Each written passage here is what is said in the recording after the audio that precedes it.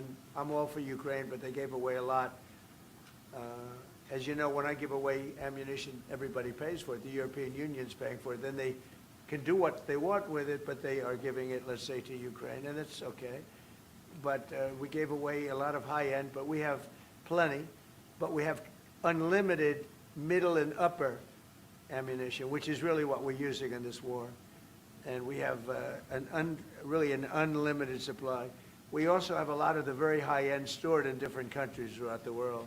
We're literally storing it there, which is actually something that I insisted on in my first term.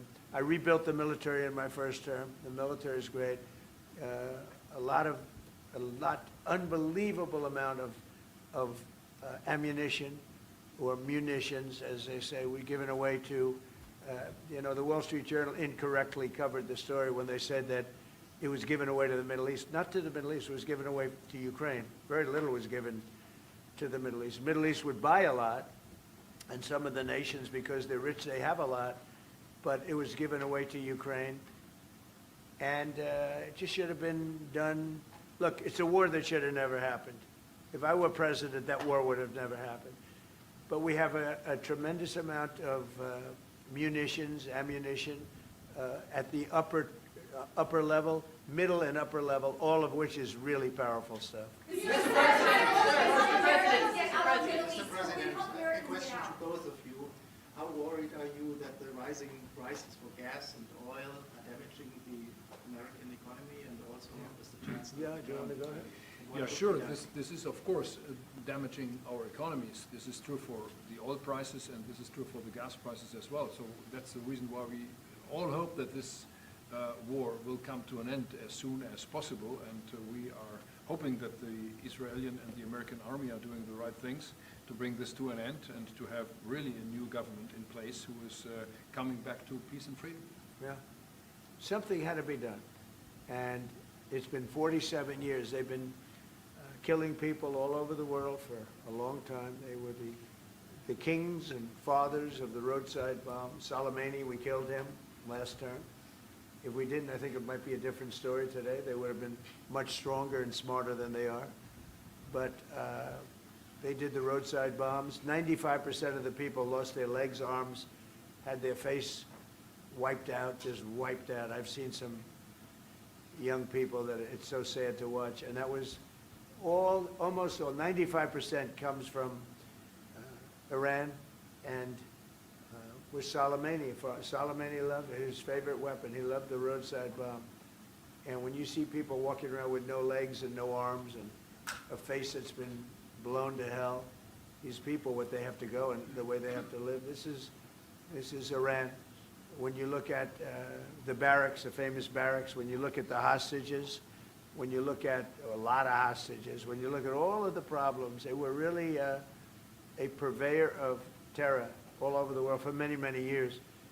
And it's something that had to be done, and I believe that if we didn't, because I see where Congress, if I didn't do this, guys like Schumer, who are losers, the Democrats, they're losers, that's why they're not here. Guys like Schumer would say, well, you should have done this. In other words, if I did it, it's no good. If I didn't do it, they would have said the opposite, that you should have done this. But most people feel, I'll tell you what, I have never had more compliments on something I did. People felt it's something that had to be done. So if we have a little high oil prices for a little while, but as soon as this ends, those prices are going to drop, I believe, lower than even before. Mr. Go ahead, please. Mr. President, Yes. how do you want to solve the conflict on tariffs between the EU and the US?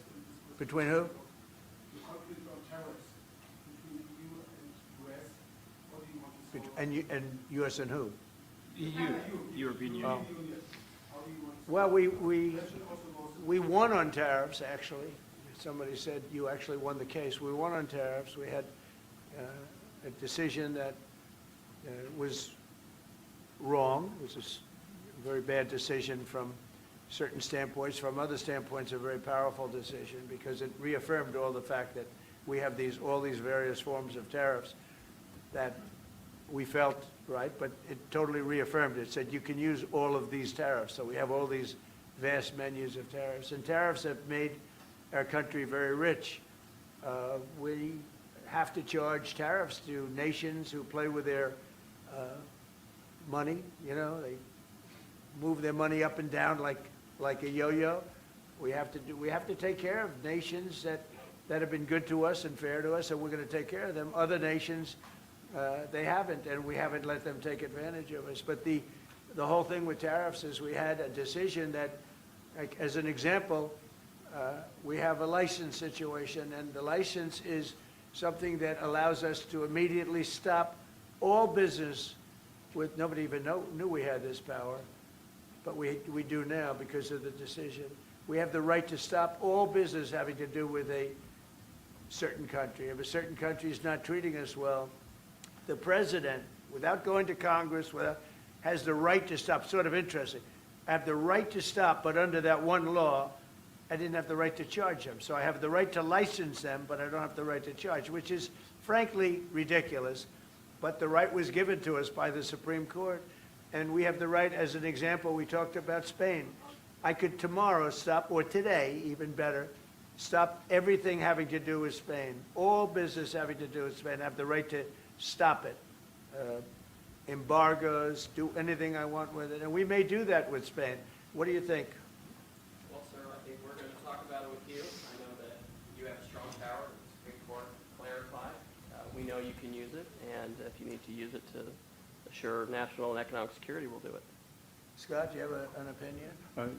Sir, I agree. The Supreme Court reaffirmed your ability to implement an embargo, and as we've talked, from your first term, the Section 301s and the 232s have withheld more than 4,000 lawsuits, and USTR and Commerce are going to begin investigations, and we'll move forward with those. And we've instituted a 15% tariff on everybody, as you know, and just used, I'll tell you, we had a couple of paragraphs written in that opinion that were really incredible. Justice Kavanaugh wrote a fantastic dissent, but in his dissent, he said what we should do, and we knew that too. We just wanted to simplify it, and for some reason, I think, you know, very, very foolishly, the courts decided no, but they said you can do it many other ways, and that's what we're doing. And what we've done is we've gone to a very simple, straight 15% tariff. We've taken in hundreds of billions of dollars in our country because of tariffs. So we've taken in all of this money, hundreds of billions of dollars, and honestly, it's made us very rich as a country. Right? So it's been doing good. When will you have the full plan implemented? We have a 5-month period, up to 5 months, where we can go at 15%. And while we're doing that, as you know, we're doing the various studies and things, and we'll be coming out with tariffs, different tariffs on different countries. You want to talk about that first? Yes, sir. By the time the 5-month period has elapsed, we'll have completed investigations under Section 301, which Secretary Besson talked about. We know there are countries out there with deals who are very interested in keeping the deals. We need to go through and investigate all these unfair trading practices, the kinds of things you talked about, and make sure that we're protecting U.S. economic security. We know there are countries How are we going to treat Germany? Well, I think you should hit them very, very hard. you knew he was right there when he said that. They have expressed an interest. Germany's been quite constructive in wanting to move forward and be helpful. You know, the rest of you will talk to them as well. But obviously I will say every country, every single country wants to make the deal they already have. In other words, a deal that we have using the other authority, they want to make the same deal. And we'd like to see, actually, we're going to adjust it somewhat upward, actually, but they all want to stay in the deal, and so we'll probably be able to do that pretty easily. Mr. President, Ukraine, after all, Iran won't be able to deliver drones to Russia anymore. So what does this war mean to Ukraine? And having Chancellor Merz sitting next to you, who would you call if you want to talk to Europe? And Chancellor Merz, you've just been in China. The president. Who are you? What country are you from? I'm from Germany. Okay, I thought so, I could see. So, Mr. Chancellor, you have been in China and the president... She likes you. In China soon. I don't know. Will you be talking about China and what you specifically? We'll be talking about China, yeah? And what about Ukraine? I'll be going to China in a little while. Every time you meet, you talk about China. We respect China. I do. We both do, I think. But it's always a topic of conversation. We've had a very good relationship with China. We used to lose a tremendous amount of money with China, and that's no longer the case. We have a very, very good relationship with China, and we have a very good relationship with Germany. All right. Thank you, Mr. President. We've seen countries around the world, many of whom don't usually work together, working with the United States on Iran, whether it's, Saudi Arabia working with the United States, Israel, Qatari shooting down Iranian aircraft, and we've also seen European countries step up. Why are we seeing, such unity around the world against Iran? That's a great point. Look, they're just evil. They're, it's not the politics, it's their whole philosophy, it's their whole, where they come from. It's terrible. Where they killed 35,000, I thought it was 32, now it turns out it's much more than 35,000 people. And in some cases using machine guns with people that have no weapon. They have no weapon, and they're being machine gunned, they're being sniped from buildings, they're hitting the people with snipers right through the eyes. It's just a very evil ideology. And nobody's really seen anything like it. As I said, even the fact that they've attacked all of their neighbors, and the neighbors weren't attacking. They thought they'd maybe sit it out or what. They've hit Qatar, they've hit UAE, they've hit Saudi Arabia, they've hit Oman. They were helping us negotiate. They got hit. Everybody got hit because they're evil and they're bad.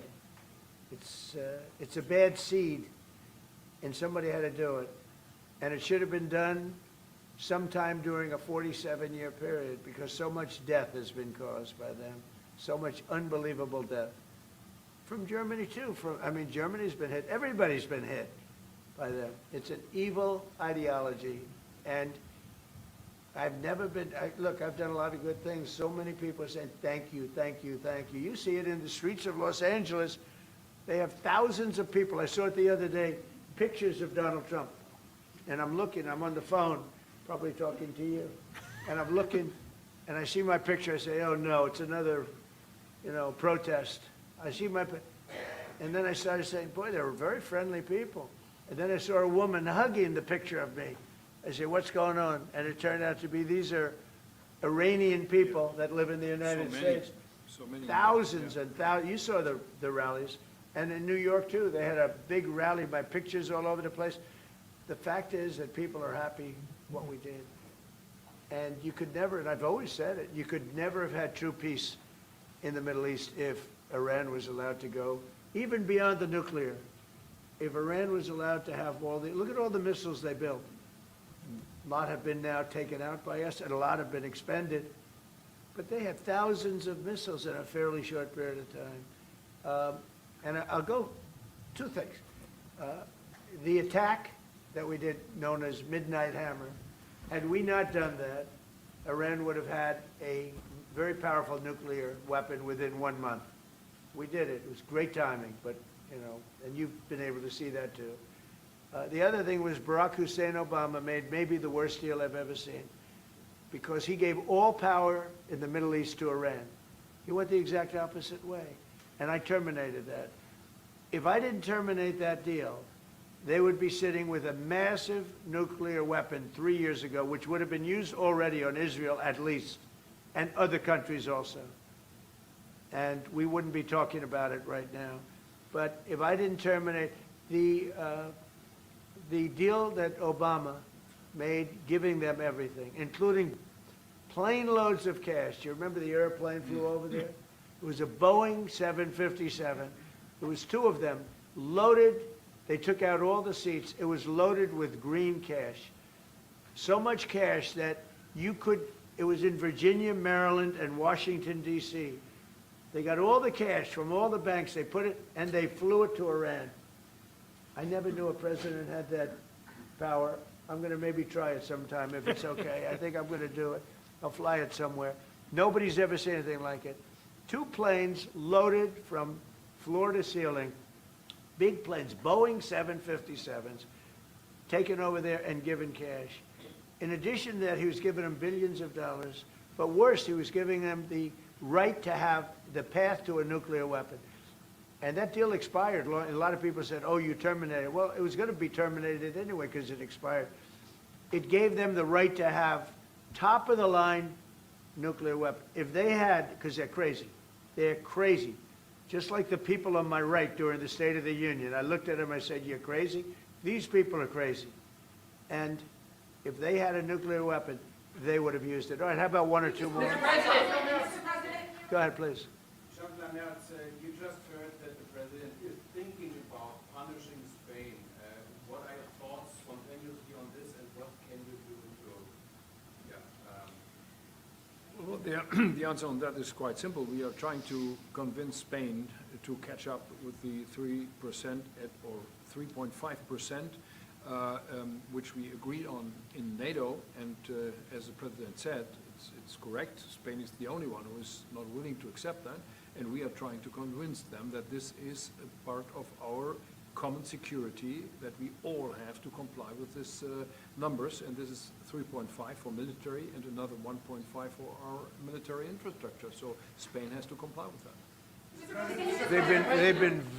Spain has been very, very uncooperative, and so has UK. Now, the second one is shocking, but this is not the age of Churchill. I will say the UK has been very, very uncooperative with that stupid island that they have, that they gave away and took a 100-year lease, having to do with perhaps indigenous people claiming the island that never even saw the island before. What's that all about? And they ruin relationships. It's a shame. It's and that country, UK, and I love that country. I love it. My mother was born there. I love it. My mother was born there. My father was born, right? He knows all about my father. My father was born there. So, you know, very places that you sort of automatically very feel warmly about. But the UK, what they're doing with energy and what they're doing with immigration is horrible. You have the North Sea. Somebody said yesterday, what would you do if you were the UK? Open up the North Sea. They got windmills all over the place that are ruining the country, ruining the landscapes, ruining the beautiful fields. Open up the North Sea. It's one of the greatest, think of it, they buy their energy from Norway, which gets the energy, the oil, from the North Sea. So Norway drills in the North Sea and sells it to UK.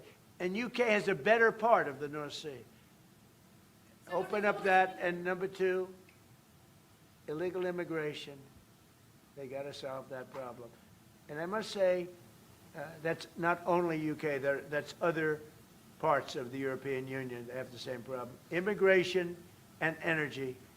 The energy is through the roof, the highest in the world. And the immigration was, I mean, you know, look, you have places where in the UK, you have a terrible mayor of London, terrible, he's an incompetent guy. But you have Sharia courts. You don't have Sharia courts. You don't want Sharia courts. You have Sharia courts adjudicating law. So it's very simple. Immigration, very importantly, immigration and energy. And you bring it back. Otherwise, you're not going to bring it back. Okay. One more. Go ahead. I have a question for the Chancellor. Yes, please. To the Chancellor, Chancellor Merz. Yeah. You've called for unity and joint force in this moment against Iran. What does that look like to you? And then, Mr. President, where is getting a deal with Russia and Ukraine on your priority list right now? Okay, where you going? So we, as I said, in Germany the last 2 days, we are supporting the United States and Israel to get rid of this terrible terrorist regime. And we are looking forward to a day after, and we have to talk about the strategy, what is following after this regime is away, and we have to strategize on this entire region, and we are having a high interest in common approach and common work and what we can do, and this is important not just for the Americans. This is extremely important for Europe and extremely important for Israel and their security. So we are really looking forward to find ways how to deal about the day after. And as far as Russia, Ukraine, where is it on my priority list? Very high. We thought that, I thought it was going to be one of the easier ones. I've settled 8 wars, and actually maybe one more than that. But minimum 8 wars, big ones, potential India, Pakistan, big wars, very important, big ones. I thought this was going to be much easier than it is. There's tremendous hatred between President Putin and President Zelensky, tremendous hatred. I've seen a lot of hatred in my life, but I think this is about top scale. I believe it's going to happen. Sometimes I blame one, sometimes I blame the other. I think it's going to happen, but it's high on my list. Not in that it affects the United States so much, because it's very far away, but last week, last week and for the last 4 weeks actually, 32,000 soldiers died. 32,000. And it's been averaging 25 to 30,000 soldiers a month have been dying in that stupid war. And I'd love to see it ended. It's the worst that there has been since World War II. If you can't get a deal, what will that mean for you? All you can do is do your best, you know. It takes 2 to tango, and they have to get along. They have to be able to talk to each other. They hate each other a lot. That has an impact, you know. It really has an impact. It's bad for both. The saddest is that if the election weren't rigged, my election, that war would have never taken place. And you know what else wouldn't have taken place? Allowing 25 million people to pour through an open border. That wouldn't have taken place. A lot of things would have been different. But we're doing very well, and I think a big factor in this world and future factor is what we're doing right now with Iran. If we don't stop them, or if we didn't stop them, or if we didn't start, they've been decimated. But if we didn't do what we're doing right now, you would have had a nuclear war, and they would have taken out many countries, because you know what? They're sick people. They're mentally ill, sick people. They're angry, they're crazy, they're sick. Thank you very much. Thank you very much, everyone. Thank you for us. Thank you. Thank you guys. Keep moving. Thank you. I got it. Thank you. This way. Thank you for us. Keep moving. Thank you. Thanks, guys. Moving out the door. Thank you guys. Keep moving.